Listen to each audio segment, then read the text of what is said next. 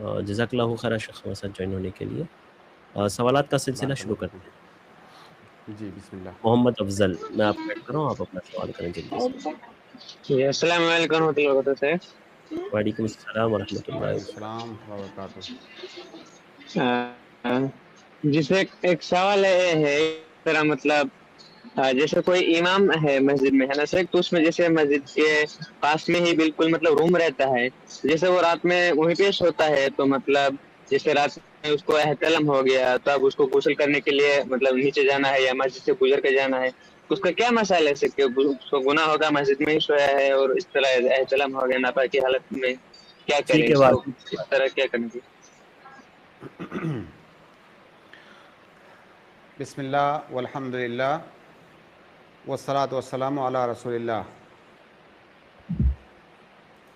آپ نے بتایا کہ کوئی مسجد ہے, مسجد کے سے ملا ہوا کمرہ ہے, یا مسجد کے اوپر بھی ہو سکتا ہے, دوسرے فلور پر بھی کمرہ ہو سکتا ہے.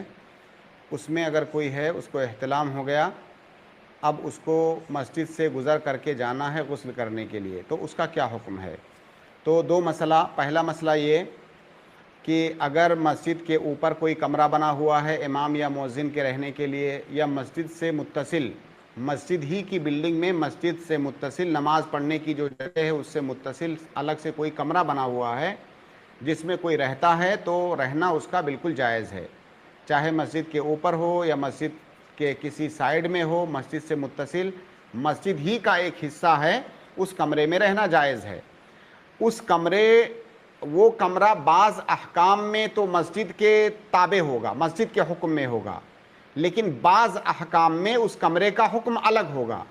وہ کون سا حکم ہے جس میں مسجد کے تابع ہوگا یا مسجد کے حکم میں ہوگا؟ جیسے کسی نے جب مسجد کو وقف کیا ہے, ایک بڑی زمین وقف کیا ہے, اس میں ایک عمارت بنایا ہے, اس عمارت میں کچھ کمرے بنائے ہیں امام اور مؤذن کے لیے, اور ایک بڑا ہال بنایا ہے نماز پڑھنے کے لیے. یہ سارا کچھ جو حصہ ہے اس زمین کا, اس عمارت کا, یہ سارا کچھ وقف ہے. جیسے اس مسجد کو جہاں پہ نماز پڑھی جاتی ہے بیچنا جائز نہیں ہے, ہبہ کرنا جائز نہیں ہے, ہمیشہ ہمیشہ کے لیے مسجد ہے, اسی طرح سے اس کمرے کا حکم ہے.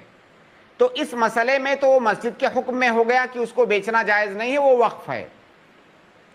جس مسئلے میں الگ ہے وہ اس کا حکم وہ یہ ہے کہ جہاں پہ نماز پڑھی جاتی ہے وہ مکمل طور سے مسجد کے حکم میں ہے, لیکن وہ جو کمرہ ہے وہ مکمل طور سے مسجد کے حکم میں نہیں ہے. جیسے آپ کو مسجد میں جانا ہے تو تحیۃ المسجد آپ کو پڑھنا ہے, مسجد کے اندر حائضہ عورت نہیں بیٹھ سکتی, مسجد کے اندر جنبی نہیں جا سکتا, یہ سارے احکام ہیں. مسجد کے اندر اعتکاف کرنا ہے, یہ سارے احکام اس کمرے کے لیے نہیں ہیں. اس کمرے میں کوئی حائضہ عورت جا سکتی ہے, جنبی مرد جا سکتا ہے, اس کمرے کے اندر اعتکاف نہیں بیٹھ سکتے ہیں, اس کمرے میں جب جائیں گے تو تحیۃ المسجد نہیں پڑھیں گے. ان تمام احکامات میں وہ مسجد سے الگ ہے. تو یہ پہلا مسئلہ ہو گیا. دوسرا مسئلہ کہ اس کمرے میں اگر کسی کو احتلام ہو گیا, کوئی جنبی ہو گیا, اب اس کو وہاں سے نکل کر کے غسل کرنے جانا ہے جس کے لیے اسے مسجد سے گزرنا ہے, تو کیا وہ گزر سکتا ہے کہ نہیں؟ اس کا جواب یہ ہے کہ وہ مسجد سے گزر سکتا ہے, مسجد میں ٹھہر نہیں سکتا, مسجد میں رک نہیں سکتا, مسجد میں بیٹھ نہیں سکتا, لیکن وہاں سے وہ گزر سکتا ہے. قرآن کریم کی جو آیت ہے یا ایھا الذین آمنوا لا تقربوا الصلاۃ وانتم سکارى حتى تعلموا ما تقولون ولا جنبا الا عابری سبیل, جب جنابت کی حالت میں ہو تو مسجد میں نہیں جا سکتے, الا عابری سبیل, ہاں وہاں سے گزر سکتے ہیں. تو اگر آپ کو وہاں سے گزرنے کی ضرورت ہے تو آپ وہاں سے گزر سکتے ہیں, وہاں پہ بیٹھ نہیں سکتے, وہاں پہ ٹھہر نہیں سکتے. باقی گزرنا جنبی آدمی کے لیے جائز ہے ضرورت کے وقت.